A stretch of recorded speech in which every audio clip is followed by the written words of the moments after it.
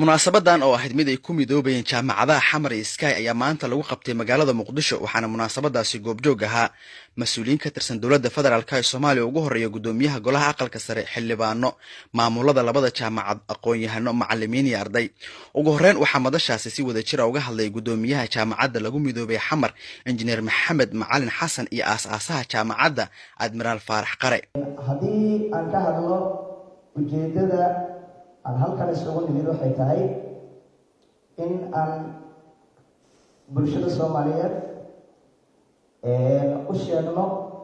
in jaamacadda Xamar iyo jaamacadda Sky isku biireen ayna noqdeen hal jaamacad hadda kadibna ay ku shaqayn doonaan magaca jaamacadda Xamar ee facaweyn la aasaasay 1999 annaga jaamacadda markaan furnay annama shaqayn dadka garabka igu siiyana shaqo saasa ma lahayn waxaan rabaa maanta inaan inta ka sheego jaamacadda sidaas xaaladayna dhaqaale ay ahayd inaan bixi jira min xaddi raasiya oo dadka lacag la-aan wax ku bari jiro waxaan rabaa inaan halkan ka muujiyo mar haddii ay jirto casiimad wax lagu talagalay inay la fuliyo lagu talagalay haddii casiimadaasi jirto dadka wax tortaay karmaan lacaguna waa iska imaaheen sidoo kale dadkii madashaasi ka hadlay waxaa ka mid ahaa Professor Xildhibaan Maxamed Cumar Dalxa iyo agaasimaha hidaha iyo tacliinta sare Ismaaciil Yuusuf Cismaan marka jaamacadda Xamar inay camiran tahay waxaaba daliil u ah meel ustaas Faarax Qare iyo ustaas Sooco ay fadhiyaan maxay tahay iyo manhajkeedu muxuu yahay iyo yaa wax ka dhigo iyo tayadeeda iyo isweydiin uma u baahna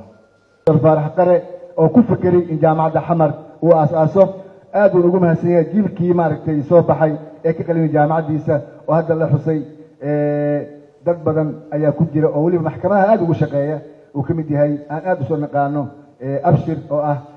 maxkamadda racfaanka ninka gudoomiyaha ka ah oo saaxiibuna jaamacaddan ay soo saartay gabagabadii munaasabadaasi waxaa ka hadlay gudoomiyaha golaha aqalka sare Cabdi Xaashi Cabdullaahi waxa uu dhiirigeliyay waxbarashada tayada leh ee dalka ku soo kordhiyeen jaamacadaha kala duwan ee dalka ku soo badanaya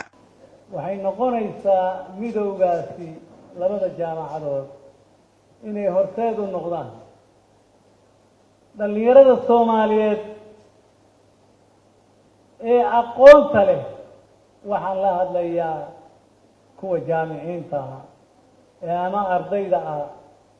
ama ka baxay jaamacadaha ee aqoonta bannaanka la taagan waxaan qabaa inaydun mid ahaataan isku duubnaataan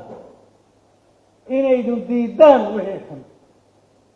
oo maya tidhaahdaan Maxamed Cabdinaasir Ayaanle Universal TV Muqdisho.